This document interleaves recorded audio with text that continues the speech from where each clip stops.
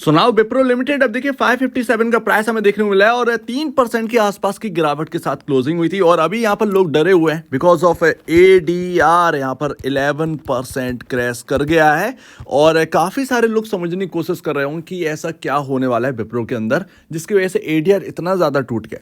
Of course यहाँ पर अगर आप देखेंगे तो ये सारी बातें तो हैं बट यहाँ पर आपके सामने क्या विप्रो ट्रैक पर वापस आ चुका है, कमबैक हो चुका है विप्रो का, क्योंकि काफ़ी सारे इंडिकेशंस हैं जो कि समझने होंगे। लंबे नजरिए से देखे विप्रो तो काफ़ी शानदार देखने को मिलता है। एंड ऑफ कोर्स यहाँ पर Q1 के बाद जो एक अनुमान लगाया था उससे थोड़े से यहाँ पर फीके नंबर आते हुए देखे गए रेवेन्यू बेसिस पर, बट यहाँ पर काफ़ी बेस्ड यहाँ पर जो है ना एक सोच अपनाई हुई है मार्केट ने, इवन मार्केट के एनालिस्ट ने। मैं आपको बताऊंगा कि हो क्या रहा है। जो इन्फी कर रही है वही यहाँ पर विप्रो कर रहा है, टीसीएस जो कर रहा है वही विप्रो कर रहा है, बट आप विप्रो के लिए नेगेटिव है। बट यहाँ पर अगर आप देखेंगे कि यहाँ पर एडीआर जो है वो 11% टूट गया है और यहाँ पर बताया गया है कि 16 साल में सबसे ज्यादा ये दिन है जब एडीआर टूटा है विप्रो का 11%। ये 16 साल में फर्स्ट टाइम। एंड ये सब हुआ क्यों है? क्योंकि यहाँ पर जो है गाइडेंस डिसअपॉइंट कर रही है सभी को और गाइडेंस में बताया गया है कि we did not see a significant shift in the demand environment in Q1. Clients remain cautious and our discretionary spending continue to be muted. यानी कि अभी कुछ बोल नहीं सकते हैं, ऐसा कह रहे हैं MD and CEO. End of course यहाँ पर समझना चाहिए कि जो भी यहाँ पर सीईओज यहाँ पर बोल रहे हैं ना आके बाकी टेक कंपनियों के, वो भी कहीं ना कहीं गलत ना हो जाए, क्योंकि यहाँ पर ना इन्वायरमेंट कुछ ऐसा बना हुआ है, ये हमें यूएस से समझना चाहिए। इंडियन आईटी में बबल बना हुआ है और इसमें सबसे ज़्यादा बबल बना हुआ है दो स्टॉक्स के अंदर। अगर आप समझेंगे तो बहुत कुछ समझ में आएगा। इवन आप देखेंगे कि एसेंचर से अगर आप कंपेयर कर लेंगे तो एसेंचर ने अभी तक ऑल टाइम हाई को नहीं टच कर पाया है, बट यहाँ पर हमारे इंडियन आईटी में जो है वो छोटी सी ग्रोथ आने पर ही एकदम यहाँ पर रॉकेट से हो गए। सो दैट ये बबल क्रिएट हो रहा है। बट विप्रो के अंदर कहना पड़ेगा कि एनालिस्ट और मार्केट जो है वो काफ़ी यहाँ पर नेगेटिव यहाँ पर जो है ना रोल निभा रहे हैं, जबकि इतना नेगेटिव है नहीं। विप्रो बाकी टेक कंपनियों की तरह ही कर रहा है, जो कि वो कर रही है वही ये कर रहे हैं। डिसअपॉइंट वाली क्या बात है, ये तो इन्वायरमेंट सभी के लिए यहाँ पर बना हुआ और यहाँ पर जोड़ा गया है कि बैंकिंग एंड फाइनेंशियल यानी कि बीएफएसआई सेगमेंट जो है वो अच्छा कर रहा है, बट यहाँ पर जो है ना मैन्युफैक्चरिंग एंड एनर्जी और यूटिलिटी यहाँ पर जो है ना पोस्ट नंबर्स वीक यहाँ पर पोस्टेड कर रहे हैं नंबर्स। सो दैट बीएफएसआई अच्छा कर रहा है, बट यहाँ पर जो बाकी के हैं सेगमेंट्स वो अच्छा नहीं कर पा रहे, जैसे कि मैन्युफैक्चरिंग, एनर्जी, यूटिलिटी, यहाँ से प्रॉब्लम आ रही है। And large total contract value यानी टीसीवी जो विप्रो की बनी हुई है वो $1.2 बिलियन पे बनी हुई है, जो कि क्वार्टर दर क्वार्टर 3% डाउन है। अभी हाल फिलहाल में एक यहाँ पर नंबर्स आए थे, उनका यहाँ पर जो है ना टीसीवी अगर देखेंगे तो उनमें भी यहाँ पर 6% का करेक्शन था ऑलमोस्ट, मुझे ध्यान है जहाँ तक।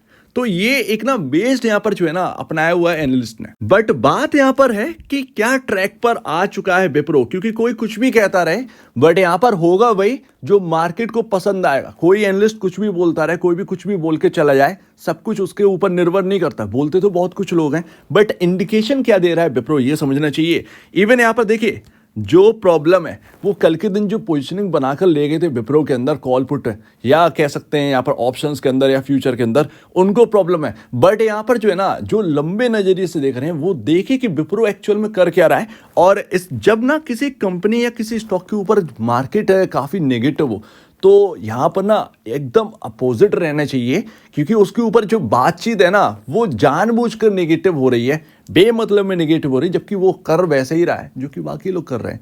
तो इसमें आपको नेगेटिव होने की जरूरत नहीं है। यहाँ पर अगर आप सेल्स देखेंगे तो एक लंबे नजरिए से एक लंबे टाइम से यहाँ पर जो है ना आपके सामने इनलाइंस बनी हुई है और जून 2024 में सेल जो है वो नेगेटिव भी हुई है। सो दैट इसमें कितनी बड़ी बात है, क्या यहाँ पर जो है ना नेट सेल में गिरावट किसी में आई नहीं? आई है। बट यहाँ पर अगर आप देखेंगे तो इंपॉर्टेंट क्या होता है, अर्निंग पर शेयर।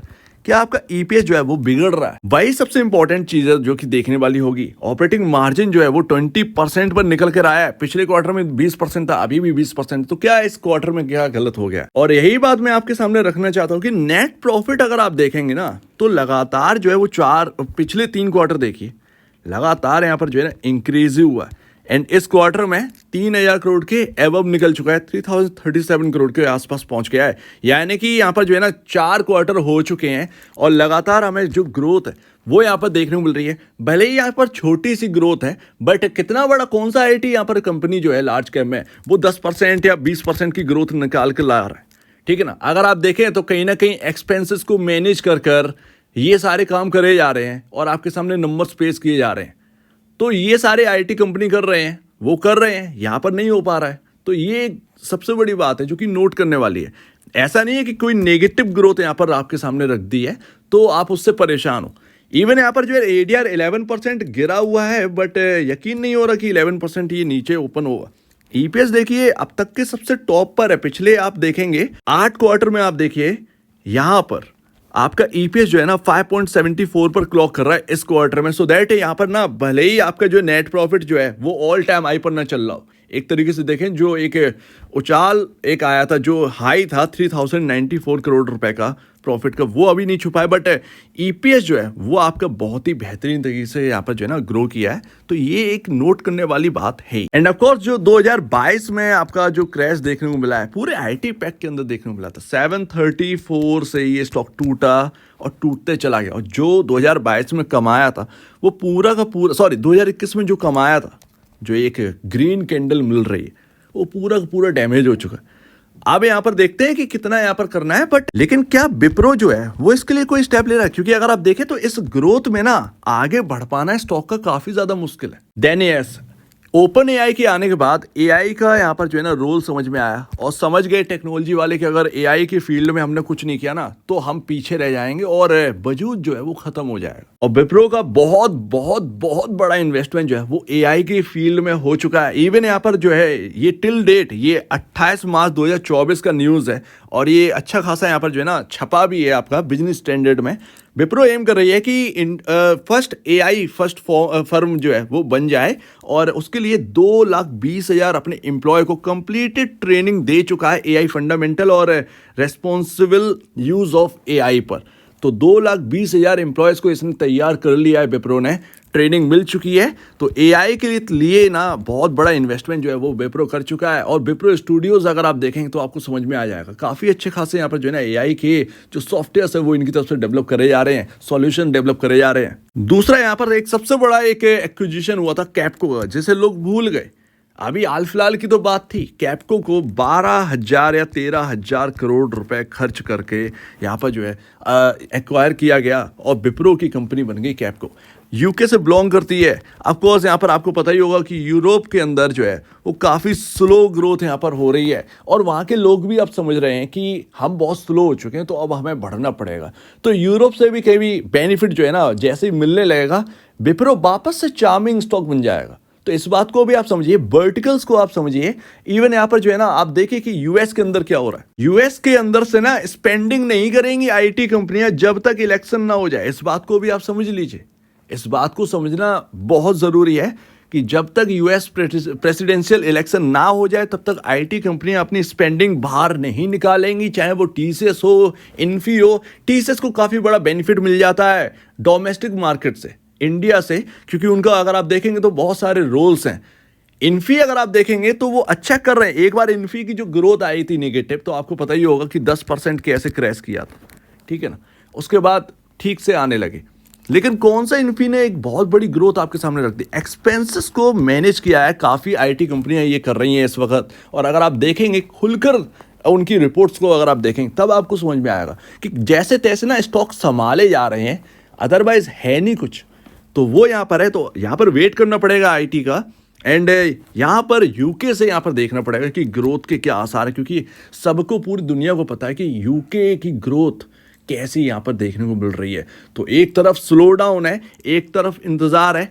ऐसे में कुछ कंपनियां फंसी हुई हैं, कुछ कंपनियां थोड़ा सा यहाँ पर जो है बेहतर कर रही हैं, बस इतना ही है, इससे ज़्यादा कुछ नहीं है। एंड इवन यहाँ पर जो है ना फ्यूचर का कुछ नहीं पता कि नेक्स्ट Q2 में क्या होने वाला। नेक्स्ट Q2 में आकर आप अगर यही बोलेंगे कि हाँ भैया पॉजिटिव इन्वायरमेंट हो रहा है, हल्का सा यहाँ पर देखने को मिल रहा है, इतने में ही मार्केट खुश हो जाता है। सो दैट ये ना बड़ा बेस्ड यहाँ पर जो है ना मार्केट चल रहा है, एनालिस्ट चल रहे हैं, तो ये समझना चाहिए। बट यहाँ पर जो AI की इन्वेस्टमेंट है वो समझना चाहिए, एक्विजिशन को समझना चाहिए। ये आगे की तैयारी है विप्रो की, जो ग्रोथ को यहाँ पर जो है ना ड्राइव इन करना है उसकी तैयारी। अब स्टॉक गिरेगा या नहीं गिरेगा ये तो बात की बात है, बट जो जिसका विप्रो के ऊपर भरोसा है वो यहाँ पर नज़र रखें।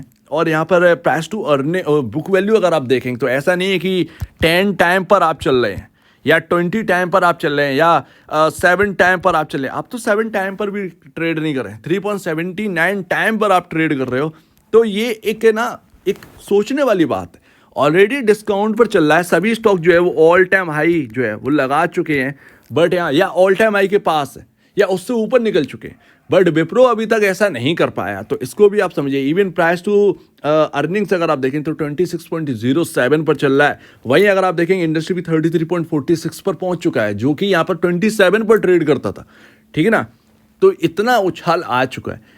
यहाँ पर समझने वाली बात यह है कि आपको जो है एक तरीके से नेगेटिव होना चाहिए या पॉजिटिव होना चाहिए। एंड लास्ट तो देखिए काफ़ी कुछ समझ में आता है। अब मैं आपको एक क्लियर बात बताऊं, जब लोग ना किसी स्टॉक्स पर ज़्यादा बात करें और किसी स्टॉक को बिल्कुल एकदम इग्नोर कर दें, उसके ऊपर नेगेटिव जाए, तो आपके कान खड़े हो जाने चाहिए और उसके ऊपर एकदम ना एक रिसर्च करनी चाहिए कि हो क्या रहा है, क्या हो रहा है। जिस पर बात नहीं करते हैं ना वो ज़्यादा हेल्दी देखने को मिलता है कभी कभार। तो वो देखते हैं कि विप्रो कितना अच्छा रहेगा, बट हाँ आगे की तैयारी काफ़ी स्ट्रॉन्ग देखने को मिल रही है एंड नेगेटिव ग्रोथ नहीं है। ये एक अच्छी बात है, पॉइंट यहाँ पर ना नोट करना चाहिए। सभी कंपनियां जो है एक्सपेंसेस को मैनेज कर यहाँ पर ग्रोथ दिखा रही हैं, वही यहाँ पर जो है ना विप्रो भी कर रहा है। तो कोई गलत नहीं है, बस आप जो है ना वो जो एक गाइडेंस है आगे के लिए, तो क्या गलत है, जो है सो है। यूएस के अभी इलेक्शन हुए नहीं है और यूएस का सब जानते हैं कि यूएस के इलेक्शन से पहले यूएस की कंपनियां जो है स्पेंडिंग बाहर नहीं निकालेंगी, बिल्कुल भी यहाँ पर जो है ना नहीं करने वाला है ऐसा कुछ। तो ये देखने वाली बात होगी। एंड अभी अगर आप देखेंगे तो क्या देखने को मिलता है, हो सकता है कि विप्रो जो है ना 520 रुपये भी ना तोड़े, ये भी बहुत बड़ी बात है। बट यहाँ पर जो है ना मूविंग एवरेजेस जो है वो देखने को मिल रहे हैं 489 के अराउंड। तो अगर ये 11% का वाकई में करेक्शन आता है या मार्केट तोड़ देता है विप्रो को, तो 489 पर देखना होगा। एंड अगर ये 489 का लेवल भी ब्रीच हो जाता है, क्योंकि ऐसा नहीं है कि सिंगल डे में सब कुछ टूट गया, धीरे धीरे कर यहाँ पर जो है ना स्टॉक नीचे आता है, थोड़ा सा ऊपर जाता है फिर नीचे आता है, तो ये देखना पड़ेगा। बट यहाँ पर आपके सामने सिर्फ और सिर्फ यही ऑप्शन बच जाता है कि भैया यहाँ पर 200 डे में जो है वो 460 के अराउंड यहाँ पर देखने मिलता है। तो ज़्यादा से ज़्यादा 460 तक टूट सकता है, बट यहाँ पर जो है ना टेक्निकल बेसिस पर आप जो है वो देखते रहिएगा एंड समझिएगा, क्योंकि सपोर्ट जो है वो इधर ही है। एंड बॉटम तो आपको याद ही होगा कि विप्रो का जो बॉटम था वो अपन ने ही पकड़ा था, एक सही बात ही है। तो लेट्स सी, अब थोड़ा सा विप्रो का इधर उधर हुआ है तो कवरेज जारी रहेगी, देखते हैं क्या निकल कर आता है विप्रो के अंदर, मंडे का इंतजार रहेगा। लेकिन मैं लास्ट बात और जोड़ दूं कि अगर इंटरडे में कोई रिकवरी देखने को मिल गई विप्रो के अंदर, तो आप ये समझ जाइएगा कि विप्रो पर अब नेगेटिव नहीं होना, बिल्कुल भी नेगेटिव नहीं होना। इंटरडे में अगर सॉलिड भले ही प्लस में ना आ पाए, बट यहाँ पर जो है ना एकदम रिकवरी अगर होती है, सो दैट आपको ये समझ जाना कि विप्रो के ऊपर अब नेगेटिव नहीं रहना। सो उम्मीद है काफ़ी कुछ आपको समझ में आया होगा। एक बार निवेश से पहले या बेचने से पहले अपने ब्रोकर या एडवाइस से जरूर सलाह लीजिए, खुद की स्टडी करिएगा, खुद की स्टडी काफ़ी इंपॉर्टेंट है, उससे बेहतर कुछ भी नहीं। तो अब दीजिए मुझे वीडियो देखने के लिए बहुत धन्यवाद दोस्तों।